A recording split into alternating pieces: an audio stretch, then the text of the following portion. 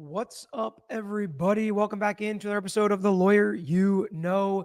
It was a short day in court, but something big happened with this jury view. We're going to talk about it. We're going to talk about the statements that the lawyers made.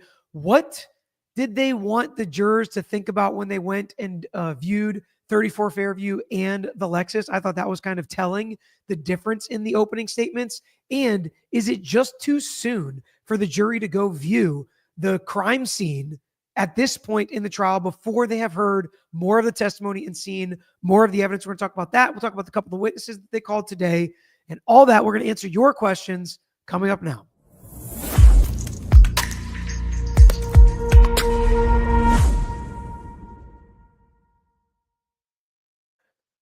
All right. So the first thing that happened this morning and today, which we knew, was there was going to be a jury view. The jury was going to go to 34 Fairview, look at the house, look at the yard, look at the fire hydrant, look at the flagpole, and look at the Lexus. And each time the lawyers are allowed to make an opening statement to kind of tell the jury what they want them to look out for. They're not allowed to do an investigation. They're not allowed to take any measurements themselves. But each lawyer makes a statement. And it was pretty telling when you heard what each lawyer said and then what the judge said at the end. Is this evidence? Is this something they can take into consideration when voting on what their verdict is at the end of the case? This is an incredibly big and important part of a case. So let's hear how it's set up for the lawyers, set up by the lawyers, I should say. And then let me know, Kelsey, why don't you put up a poll? Is the jury view too soon? Yes or no? And then I'll give you my take after we listen to their statements. Who will direct you. And the court officers are there for all of us. So you'll be under their supervision until you're returned back here. So that's basically it. We'll be leaving in a few minutes. But first, before Madam Clerk swears the court officers in, Mr. Brennan, do you want to make a view opening? May I? Please. Thank you, Your Honor. Good morning, ladies and gentlemen. As Her Honor explained to you, we're going to go to 34 Fairview Road. We have some exhibits that are already in evidence. You haven't had a long time to look at them, study them. But essentially, we're going to go to 34 Fairview Road. I ask you to pay attention to the street, the front yard of the home. And you'll see to the left side of the front yard in the corner, there'll be a car. It's the Lexus that we've spoken about, the defendant's Lexus. And you'll also see a flagpole and a fire hydrant. And so I'd ask you to take a look from different vantage points. Take a look from that area where the flagpole is, from where the fire hydrant is. And you'll see on the street before the grass is a little firm concrete that comes up a little bit. I'd ask you just to note that when you go there. One thing I'd suggest is April 25th, 2025, on January 22nd, 2022. So the weather. Some of it is hard to hear, so I am going to repeat some of the important parts. He said it is not January 29th, 2022. That's what he wants them to focus on. Will be very different. The temperature will be different in 2022. So the weather will be very different. The temperature will be different. The conditions will be different. We're going to go there probably at 10 o'clock. It won't be the same visibility. It won't be the same elements of the same colors. Keep that in mind when you're looking around. When you look at the Lexus, a couple things I'd ask you to look at. There is But then he's going to go to the Lexus, right? But first, just starting with the scene, it's not that day, time, or the same weather conditions, which is obviously all true and important to point out for him, right?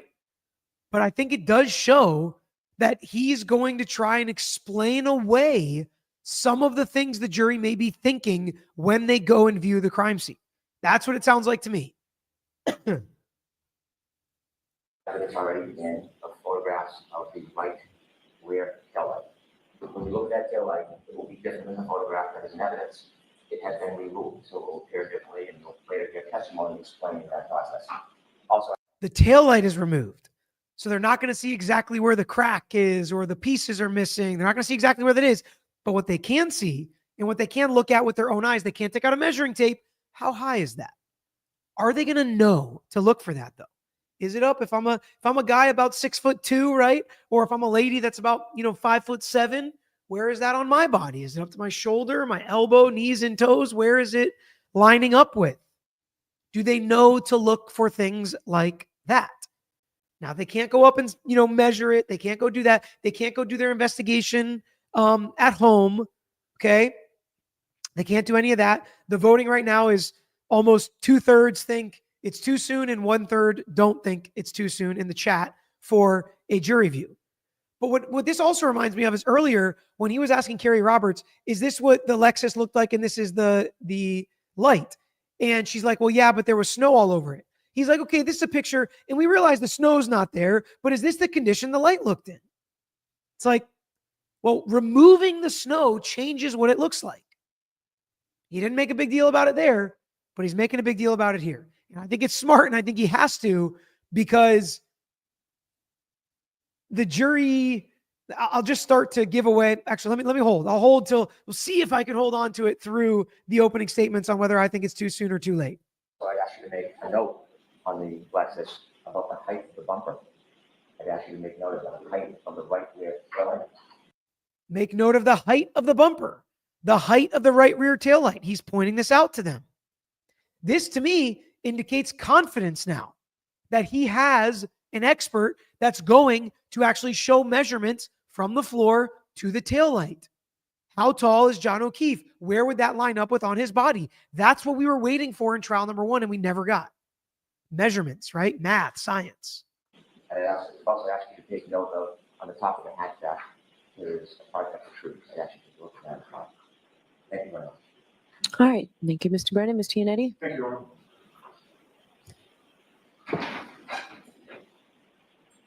Good morning. As I told you at the start of the trial, my name is David Yannetti. I have an office in Boston and in Dedham.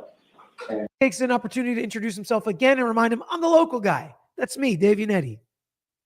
On behalf of my co-counsel, we will be accompanying you on the view that you will take today.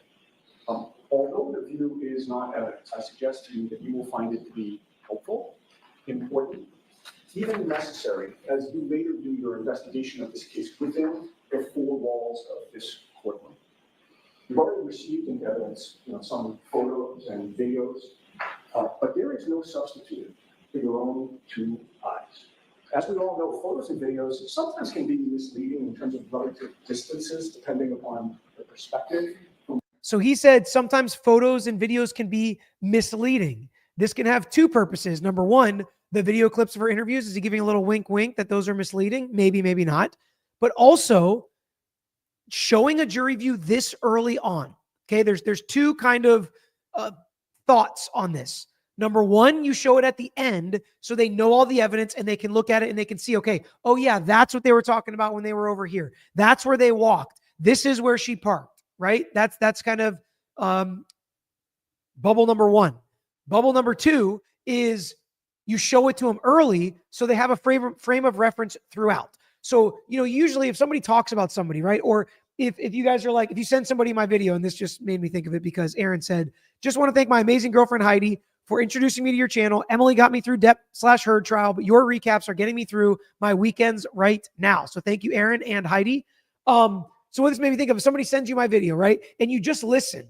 You put it on your phone, you put it in your pocket, or you're driving, you're not looking at it, you're just listening. You probably picture what I look like, right? We all kind of picture things in our head. And that's not abnormal for jurors where they say the Lexus SUV. Which one are you picturing in your head? When they say 34 Fairview, the house, the yard, what are you picturing? So if you take them there early, as they picture those things in their head, they're actually picturing the proper house and the correct house. So those are kind of the two schools of thought as you go in. But usually when you're in that second school of thought and you do the jury view early, pictures and photographs help you reference what you already know. So it was kind of interesting to be doing it early and Yannetti telling them pictures and photographs may not be the right perspective, because usually if the scene helps you, you're going to present a lot of pictures and photographs so that you can reference what they've already seen. On which the photo is taken. But your eyes are the best computer that you could bring to the view. Your eyes are the best computer you could bring to the view. Weird phraseology like the best computer. I would say the best tool maybe, or the most trusted tool. And he's going to talk about that.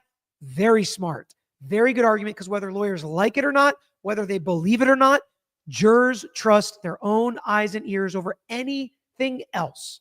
over witnesses, over videos, over experts. I've talked about it a million times how in a lot of my trials, I'll have a double board certified radiologist who comes in and we look at an MRI and they talk about where the injury is, and the jury still asks for the films. They want to look at the films themselves and see, does that look like this? Does it look like a fracture? Does it look like a herniation?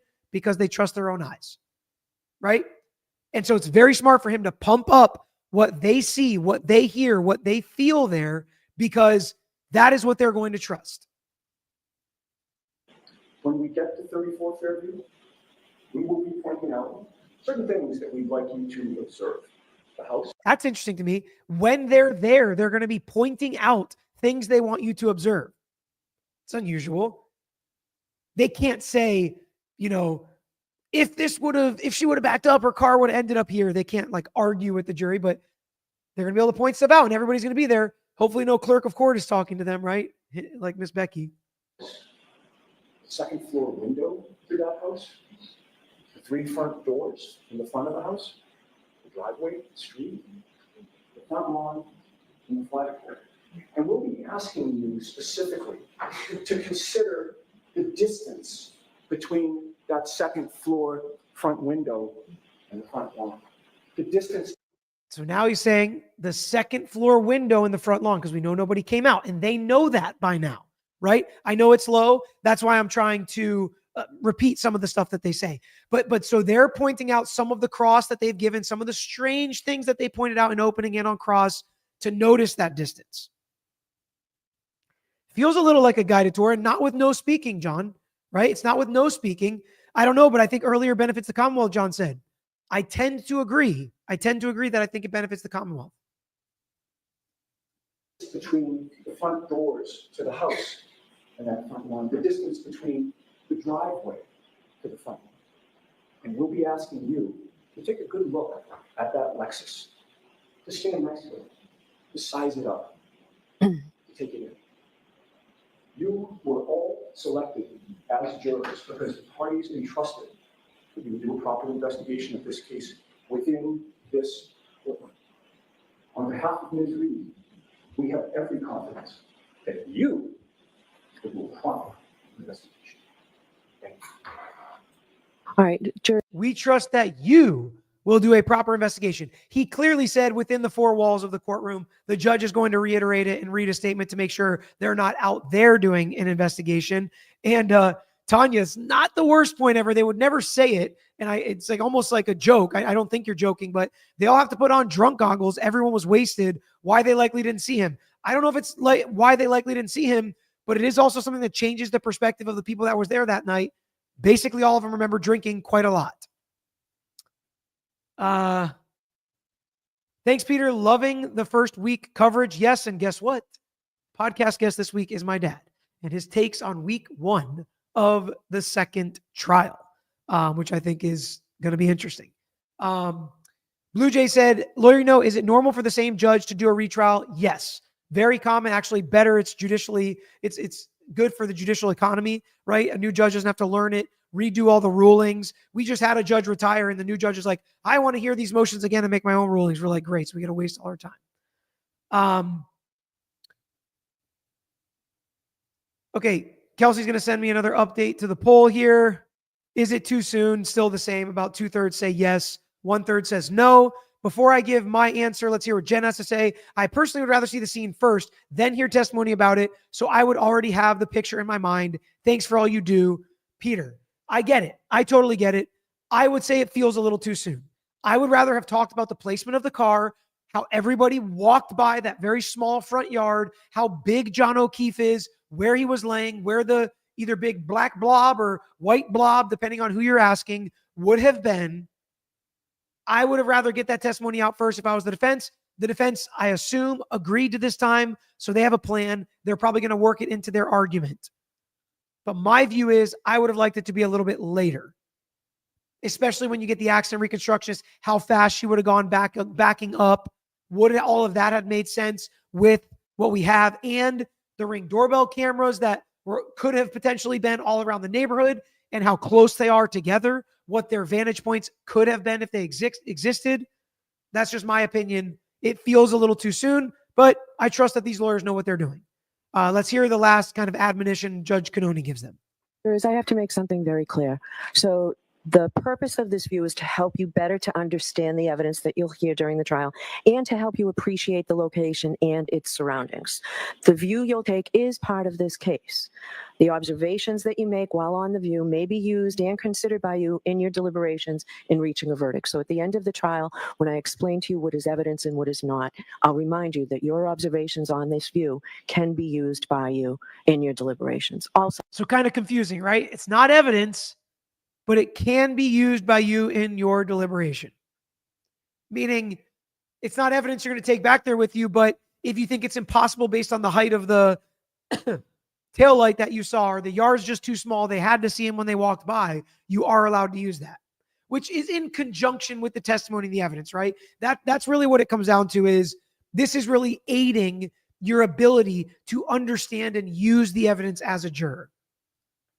So while you're in the view, the same way you're not to take any notes or photographs, you're not to conduct any investigation on this case. You really are simply to stop and look, okay? Those are the instructions. We will see you in a few minutes. All right, thank you. Oh, sorry, Madam Clerk has to swear in the court officers. You can all raise your right hand. All right, so we don't need to see that. They do go for a jury view. Let me answer a couple questions here. What happened to what was discovered that there was 6-hour chunk CCTV footage from Canton PD and Proctor's possession? What happened to that? No evidentiary hearing requested, or was it denied? I'm not sure which one you're specifically talking about. I'm not sure, unfortunately, so I can't answer this. Maybe it'll come out when Proctor takes the stand. Marco, how come the lawyers are allowed to say objection without stating grounds? It's not always clear what the objection is. Marco, they're not only allowed to, they are forced to by Judge Cannoni. Both lawyers want to state grounds, I believe. I believe they both filed motion saying, can we please just at least say hearsay or speculation? And she said, yeah, no. So it's funny that you're picking up on it, right? If you didn't know that happened prior to trial. Is it possible to do a jury view before the bulk of the evidence and after? I think it would be so helpful. Usually judges won't allow that. It is a lot to coordinate and get people involved and sworn in and bust them there and back and for juror safety. So it is a lot. I usually have to choose, and you talk with the lawyers. I like later better than earlier. Defense hasn't presented its case, horribly skewed. Early viewing limits the jurors' ability to focus on both sides of the argument. Bev, I would have to think that the defense agreed to this, but I'm not sure. Mary Claire, off topic, but this is on my mind. It's not off topic at all because the second witness today is about the Section 12. I'm finding it strange that a Section 12 was called on Karen while she was still on scene. I realize safety is a priority, but given the chaos of the scene, seems a bit strange to me. Thoughts?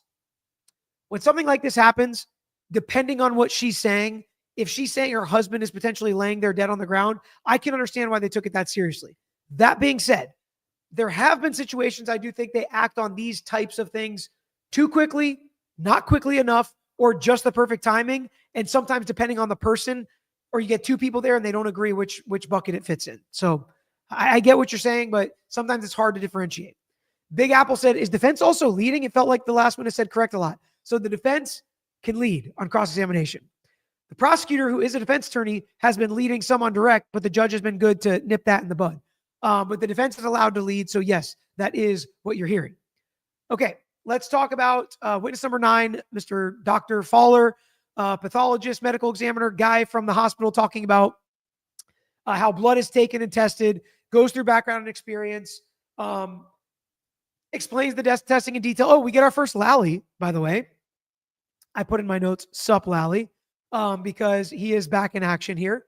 And he is doing the direct of a pretty boring witness, but laying foundation that is important. And if you remember in the first trial, the way they handled this witness and the blood alcohol level, the defense, I thought they would have an expert of their own, but they didn't. I don't know if they do this time or they don't, but Elizabeth Little's cross was good, I thought. She talked about how hospitals are not in the legal business. They do the testing that's quicker because it's for medical diagnosis and for medical reasons, not legal reasons. We'll listen to a little bit of this back and forth between she and the witness. I really didn't think they got much out of the witness on direct. It was basically just purely foundational. But I thought she did make some hay, Elizabeth Little, on cross. But then I actually thought the redirect was not horrible by Lally. And we're going to listen to some of that as well. And forensic tests are conducted by law enforcement, right? Yes. The purpose of testing in a clinical setting is to assist in the diagnosis and treatment of a patient, right? Correct. So again, she's juxtapositioning the medical, clinical, and the legal forensic. We do things differently in the legal world. Medically, you need to get it fast, close enough, I guess, is what she's trying to say for treatment. Legal, it's got to be absolutely right. We got to prove it in a court of law. And this, of course, is trying to diminish the reliability of the testing they did on Karen Reed's blood. And I have some thoughts on how effective that's going to be. And physicians need to analyze blood quickly. They need to get the results so they can see what's in a patient's system and then effectively and efficiently treat that patient, right? Correct. Whereas in a forensic setting, tests for blood alcohol concentration are designed to produce results that are reliable and credible for use in court. Correct? Correct. You testified earlier today that your lab is accredited by CAP, which is the College of American Pathologists. Do you recall that testimony? Yes, I do. But CAP is a clinical laboratory accreditation, not a forensic accreditation, right? We don't have the forensic accreditation for Good Samaritan. In fact, Good Samaritan has never been investigated or accredited by any forensic accreditation team to ensure that you perform all of your tests with the integrity necessary to support results in court, right? We've never had the forensic accreditation, but we have very good quality lab results, which I could go into further. He keeps saying, which I can go into further, which I can go into further. The judge is like, just wait for a question.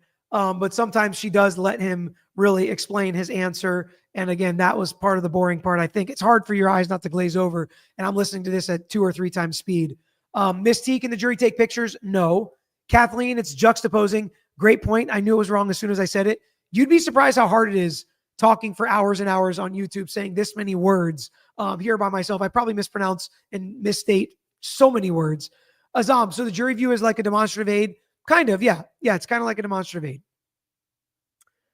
Grant N said, why not let both sides choose to have a viewing or not? Sure, it's a logistical headache, but not one they aren't used to, and justice is more important. So both sides do coordinate this together. It's not like it's forced on one side or the other. Michelle, Hank pointing out the differences between now and 2022 at the scene while ignoring the differences in Chloe's teeth. It's lawyers, lawyers. Can't live with them, can't live without them. Thanks, Bob Jr., for gifting 10 memberships. But you've never been accredited by a forensic accreditation team, right? No. And the lab at Good Samaritan has never been accredited by the ANSI, which is the National Accreditation Board known as ANAB. Are you familiar with that organization? No. Are you aware that ANAB is the forensic accreditation body that in the United States that ensures that laboratories' procedures meet the minimum standards necessary to ensure results are reliable and credible for use in court? Sustained. Now, the most reliable method of forensic ethanol testing is called headspace gas chromatography, or HSGC. Are you familiar with that process? Yes. And HSGC is the method that's used by forensic labs to test for blood alcohol content, right? Correct. And that's because forensic tests require the testing of whole blood for the presence of alcohol, right? Correct. Can you briefly, just for the jury, describe sort of the difference between a whole blood test and a serum test? Sure. So whole blood, to put it simply, when you have your blood drawn, you see the fluid coming out all red.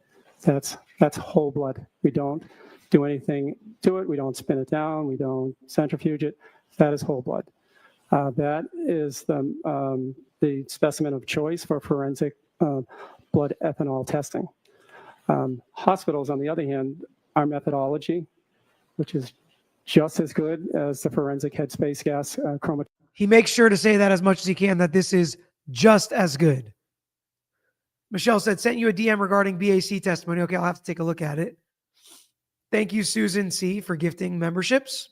Photography is based on looking at the serum or the plasma. So we don't, that's what when I explained that we need to centrifuge it, take the liquid portion off the top. So in the hospital, we test it on the serum or the plasma. Now, did you ask me the difference? You want me to go into the difference? That's enough, Doctor. Thank you. I'll ask some additional questions to kind of clarify. Okay, so basically, she's trying to talk about the way you do it, clinically is not as good as the way you do it forensically. Testing the serum versus the whole blood. Which one's better? Which one's more effective? Which one's more correct, right? And which one's more precise? And as we get through her cross, I was thinking two things. Number one, if you're a technical juror and a technical thinker, you may think, wow, Elizabeth Little really seems to be smashing him on cross, right? These testings, he didn't do it the right way for legal cases, just for medicine. If you're more of a simple juror who just kind of wants a straight line answer, you're probably like, he said their testing is just as good as, what you say you do forensically. Okay. Will there be an expert to compare it to? I don't know. Are they going to call one this case? My mind keeps going back to no, because two reasons. Number one, the videotapes. You see her drinking. The interviews. She says she was buzzed and she was drinking and she shouldn't have been driving. So you're not going to prove she was sober or didn't have anything to drink. Number one. What you're trying to do, though, is, because the numbers look and sound high at the end. Like everybody's like, wow, she was smashed. That's obviously not good. So what you can do, again, like defense attorneys often do, is chip away at it. That sounds high, but it was probably more like 0.10, whatever, right? You can make those kind of arguments because they use that testing. He even says on redirect, yes, sometimes the way we do it does show, I think it's like 18% higher than the other way. But when it really comes to the unreliability of the way they do it, I actually thought Lally did an okay job on redirect combating that. Now, additionally, Elizabeth Little brought up a couple other points. That Karen Reed was anemic, and MS can affect the blood alcohol content, make it look higher, affect her differently in her blood. She wasn't allowed to dig into it completely because objections were sustained to a lot of those questions she was asking, but she definitely put it on the jurors' minds that, because of some of Karen Reed's medical conditions, did that affect her blood alcohol content? And while those objections a lot were sustained, Judge Cannoni said she still opened the door for Lally to ask a couple follow-up questions on that, which again, I feel like Lally was paying attention. He was doing every witness last trial, so it was harder to pay attention. This one, if you're only going to do a couple, maybe he'll be better because he's really focused in. He was paying attention, and he hit on some of the best points made on cross during redirect. And while it was still a boring witness and Lally wasn't charismatic, I think he at least checked the boxes you would want to check on redirect, even though I think Elizabeth Little did a good way of chipping it away. I just don't know how important this is going to be based on the videos and the statements that are already made and how high the numbers are. Let's take a look at redirect. Not to this process, but are you aware through your training and experience of any sort of mathematical conversion that can be done from a serum reading in milligram per deciliter to a blood alcohol concentration of whole blood? Objection, Your Honor. I'm going to allow it. The door was open. Go ahead, sir. Yes, I am aware. Yep. And please describe what you're aware of with reference to that. Well, with blood alcohol concentrates goes to, when it's in your blood, it goes more to the watery components of your blood. So when I described the process earlier, whole blood is before we spin it. And when we test the plasma, which is specifically testing the watery component. Now, people have done studies like how much percentage of water is a serum versus whole blood. Basically, to put it simple, there's a higher percentage of water in the serum versus whole blood. So a hospital result will always be a little bit higher than a test on whole blood. It can be, I think the ratio, the conversion factor is anywhere from 1.1 to 1.18. So it could be 18% or 11% higher in serum versus whole blood. But we don't do it. That's what I read. Which in some cases, I've prosecuted a lot of DUIs, defended a lot of DUIs. In some cases, that's the entire case.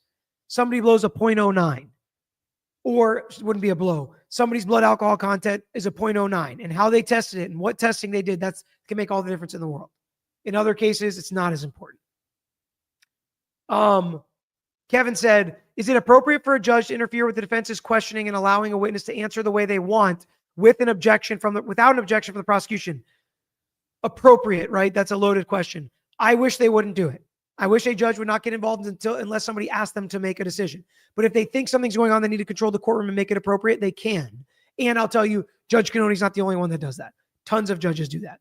I've also seen a couple of the comments go up about how small the yard is. They wouldn't forget it. They would see his body. So everybody's going to have a little bit of a different frame of reference when they saw it. If you have driven by it, same thing with the jury today. But the jury, they know they should be laser focused going into this. And I think that was, drilled into their head enough before they went to the jury view, to the scene. We'll defer that to the experts. Now, doctor, you were referencing in your cross-examination about a study that you were aware of about 10 years ago or so regarding MS and alcohol testing. Is that correct? It was more on. Now he gets into some of the stuff she brought up with MS. Oh, by the way, Miss Little also did get him to say they tested for other things, no drugs or anything in her blood. On MS, looking at the results of lactic acid and LDH to see how high the levels of lactic acid can go in a group of multiple sclerosis patients.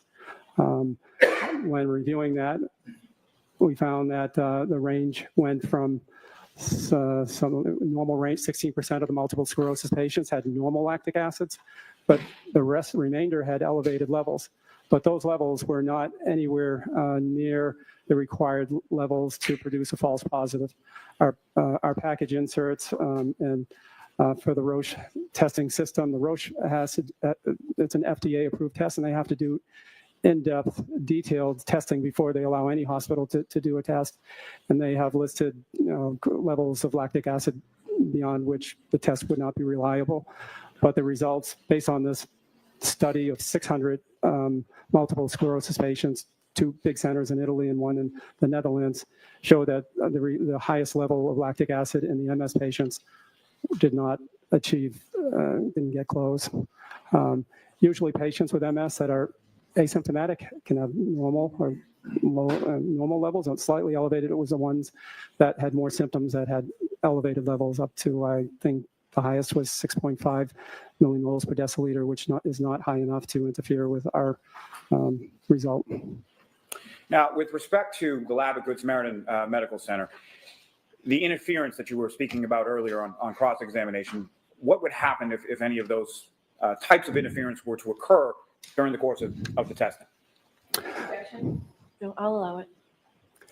The 3 main ones, which I detailed earlier, is the hemolysis, icterus, and lipemia.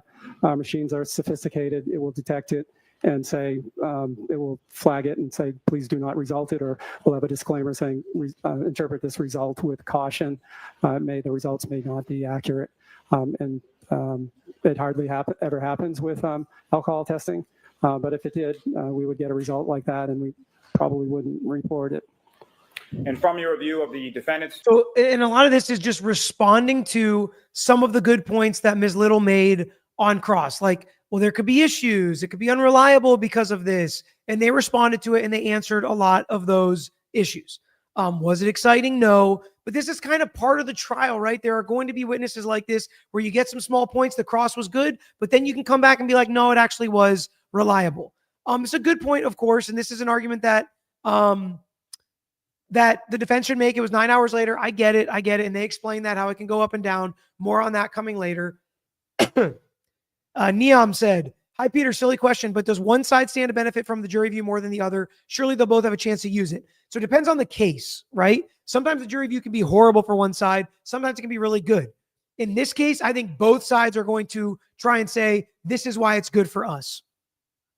Lauren said, hi, Peter. Thank you for all of your hard work. Thank you, Lauren, for being here and hanging out with us. Dana, I can't tolerate sitting through this trial again, so I really appreciate your coverage, Peter. Plus, you are the only one I trust to cover this trial fairly and from a legal point of view instead of feeding drama. Thank you, Dana. I do my best. I'm sure there are plenty of people in the chat that disagree with your comment, but I'm glad you're here, and I'm glad for anybody that has an opinion we can talk through and questions that they have. Budgie said, why do they need this when she admits to drinking and driving? Because they still got to prove their case. And I think the numbers might shock some jurors, but we'll see how they come out, right? I don't want to jump ahead. We'll see how they come out. Peter, did the SUV have a backup camera, or is that part of the black box issue? I don't know the answer. I would assume it does. My wife had this exact car, and ours did, obviously. I don't know, though. I don't know what they could get, what they couldn't get, what was damaged, what was taken too late. I don't know. Peter, it's funny to see Peter wears a cross, a guy who lies for a living. Funny. Oh, Kelsey must have starred this one. Yeah, good one, ACC. Good one. Cheryl, I think the judge not allowing the lawyer to state the reason for an objection is confusing. As a juror, I would want a reason and I would be annoyed. I also think it's got appellate issues, right? Like, how do you know what they were objecting to? Did they miss the opportunity to protect it for an appeal? I don't get it. I don't get it.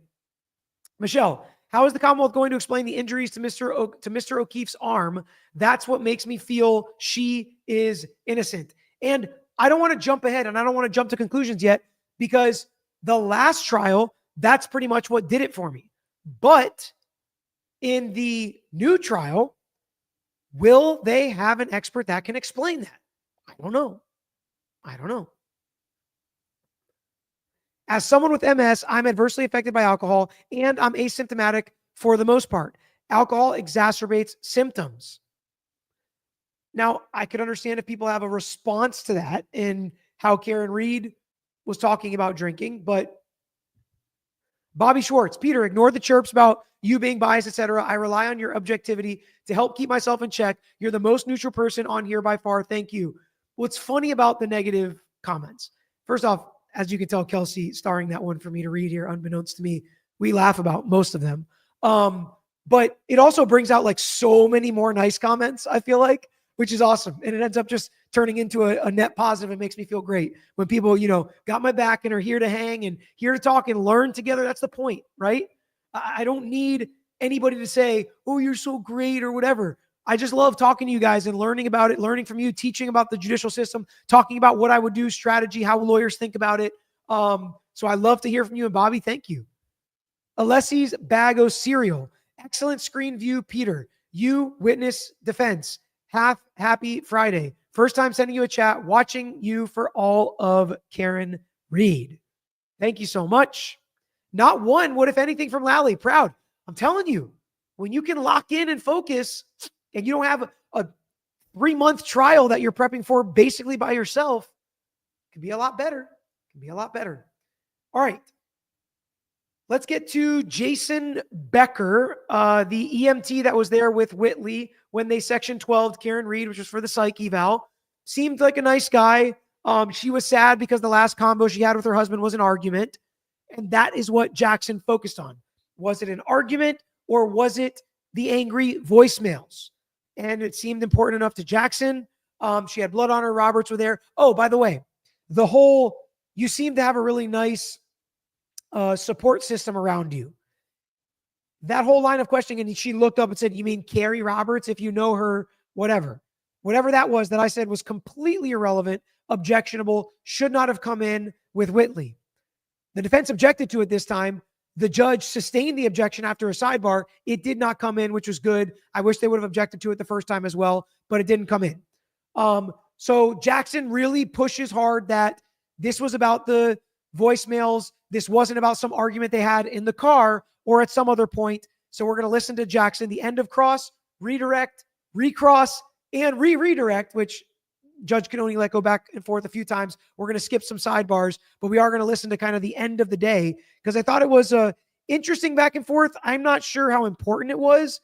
I'm not even sure, if you want my honest opinion, I'm not even sure a jury would have noticed what Brennan was trying to get at with the, it ended the day with an argument, but Jackson definitely highlighted it. So the jury definitely was picking up that the defense doesn't want you to think it was an argument.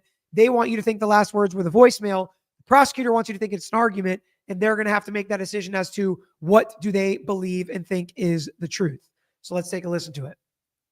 Then there was no other details other than what she said. Okay. But she did, when she was having this conversation with you about her last words to him, she did actually take out her phone and show you a bunch of missed calls to him at the same time, did she? She tried to, yes. Okay.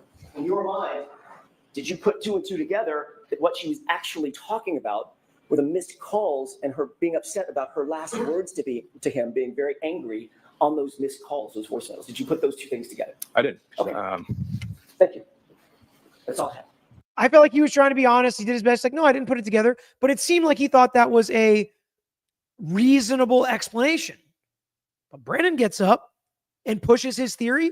And I think he gets the witness to agree with him. So I thought this was another good redirect by the Commonwealth after the defense had made some points on cross. How important is it? I don't know. But this is what lawyers are supposed to do. It's punch and counterpunch, block and attack. That's what lawyers do. Okay, Mr. Brennan.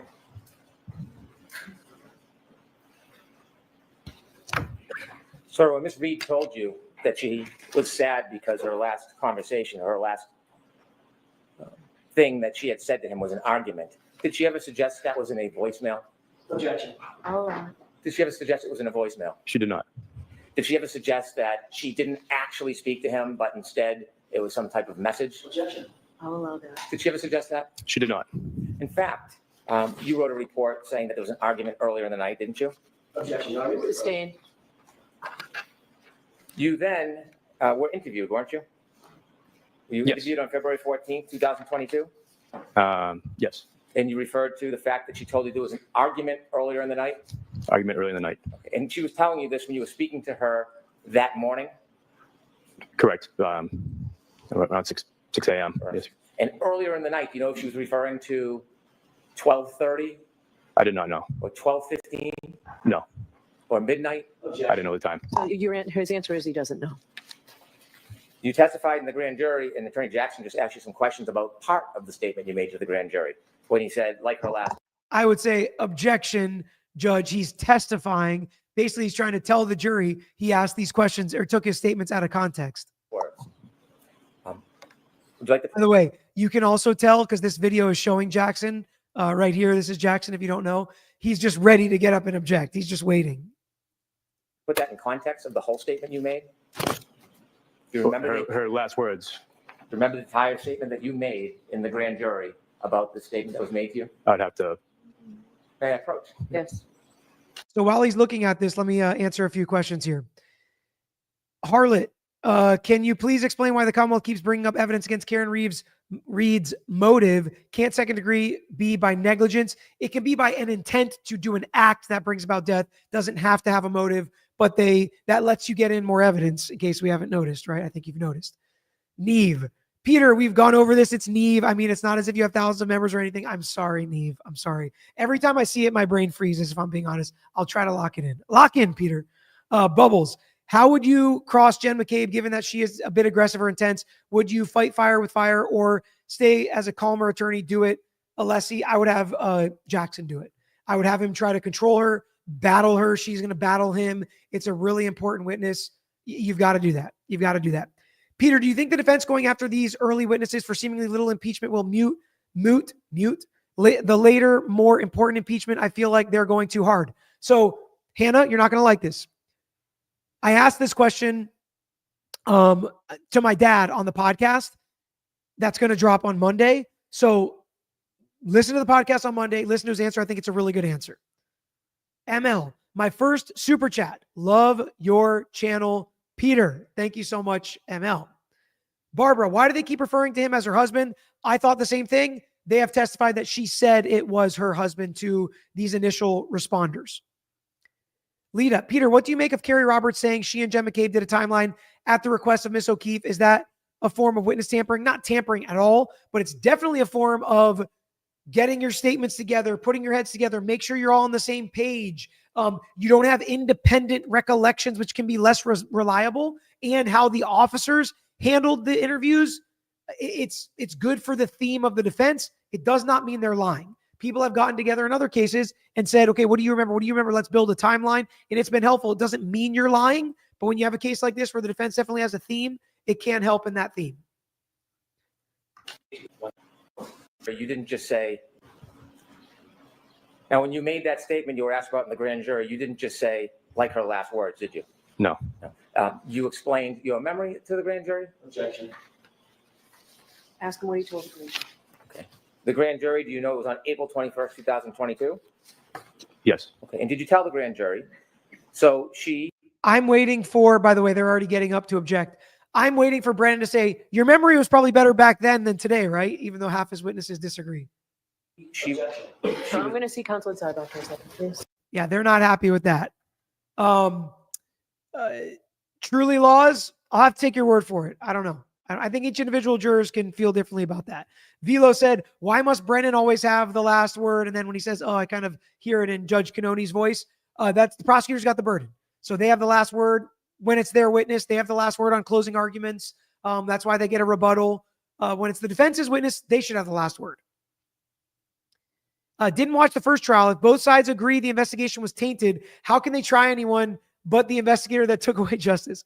Just saying, it's kind of funny that that's your statement, because a ton of what I've been saying is I just wouldn't prosecute this case if I was a prosecutor. But if a prosecutor will, then that's their prerogative. Tanya said, Peter, have you seen Rashomon movie? Kurosawa 1950 you'd love. It's about a horrific crime scene from several different people, vantage points. They are all wrong. Implore the audience to watch. That seems awesome to me. Is there a movie called Vantage Point? It kind of reminds me of that movie where you hear the story from all these different vantage points, hence the name. All right, let's get back to after the sidebar. So I'm showing you that statement that you made. That includes last words. But there's more to the statement, isn't there? She was upset. I'd like you to read Oh, your sorry. entire Sure. statement, 1 through 5.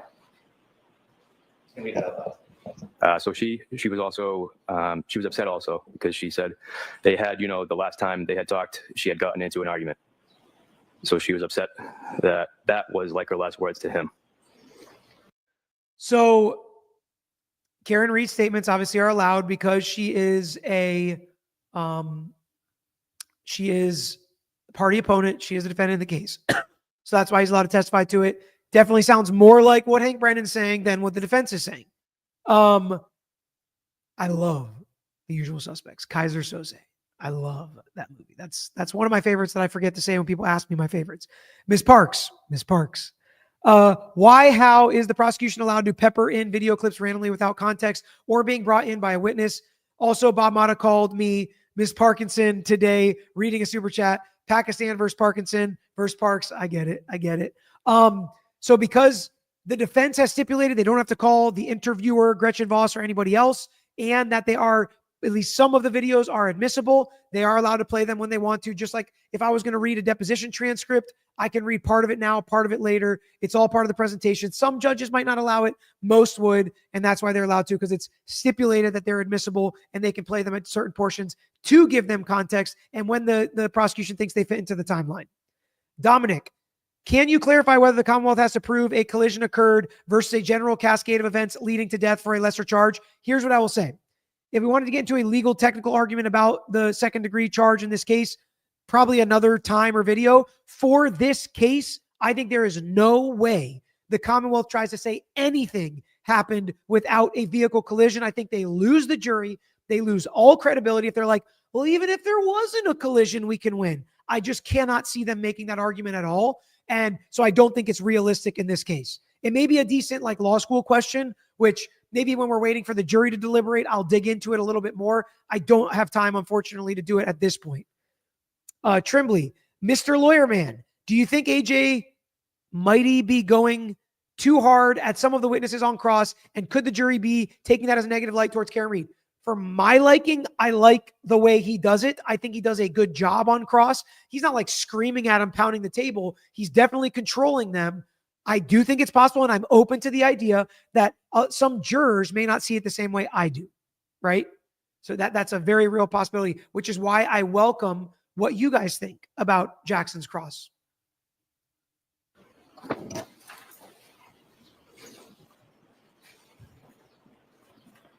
And so when you were speaking about her last words to him, were you referring to the argument? Correct. You testified again regarding this issue, didn't you, in May 3rd, 2024? Correct. Okay.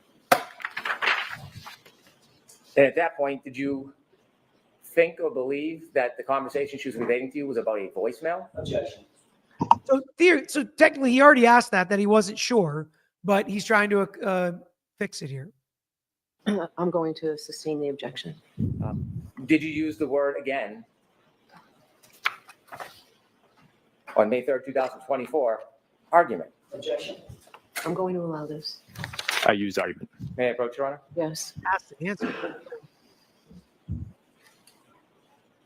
Can I ask you to read your prior statement on page 10, line 9? Another sidebar. Tons of objections here at the end, which I found interesting and definitely highlighting this issue for the jury, which I kind of think the defense maybe didn't need to do that. Wasn't that big of a deal to me, right? All the other things coming out in this case, this didn't feel like that big of a deal to me. Did it to you? But it was definitely highlighted by all these sidebars, objections, and cross redirect, cross redirect.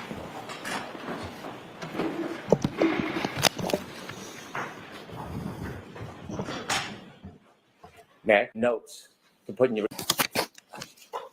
Sir, when you wrote the report of your notes to put in your report, do you remember the word argument? I did. Do you remember her actually saying the word argument? I did. Do you remember her ever saying any word about voice messages? I did not. You said that there was somebody in the front seat of the car with the defendant, It was. and you later learned from the defendant it was a person by the name of Kerry Roberts. Correct. Can you share with us the context? How did you learn that? The defendant and my partner, firefighter Whitley, had a conversation. Objection. I'm going to allow it. So the defendant brought up how if her husband had died at the time, she didn't know how she was going to take care of his kids. Objection. I'm going to allow this. And firefighter Whitley mentioned that she had like a strong support system. You know, all the friends are on Canton, and Objection. Do you notice how a couple times Jackson has started getting up and walking to sidebar before Judge Cannone has even allowed it? Because he's like, I got to step up and step in here because this is not right. And he's right. And I'm glad he did it. And that Kerry Roberts stuff, oh, you know, Kerry, which proves nothing, okay, didn't come in this time. Nina, how can the defense team have text messages with ARCA in 23 unless he said they were from 2 years ago, but they didn't know about ARCA until 24? I don't know the answer. The defense is going to have to explain the timeline. And I think that's going to come Monday, right? Come Monday, it'll be all right. Or okay, whatever it is. I'm not a singer, okay? Amy, how will charges be brought against the actual people responsible if/when Karen Reed is found not guilty? Unlikely, highly unlikely. The best case scenario is maybe people lose their jobs or complaints are made or people are voted out. That's all I can think of. If that's what happens. But if she gets convicted, there's going to be victory laps. There's going to be elections probably won by them and run on that platform. Truly Laws. Brennan comes off so calm and collected, but he is bad about constantly leaving facts out for the defense to highlight and cross. Sometimes I feel like he's left some out and then come on redirect and done a pretty good job. So I think the lawyering has been generally good this trial. That's just my 2 cents. What do I know? Agreed. Great lawyer, horrible singer. My whole life, horrible singer. Just not my gift. Thank you for everybody let me know how bad of a singer I am in the chat. Go for it. This is the time. This is the time to be mean. I love it. I welcome it all. We're almost done too. So now's a good time. Yes. A long sidebar here.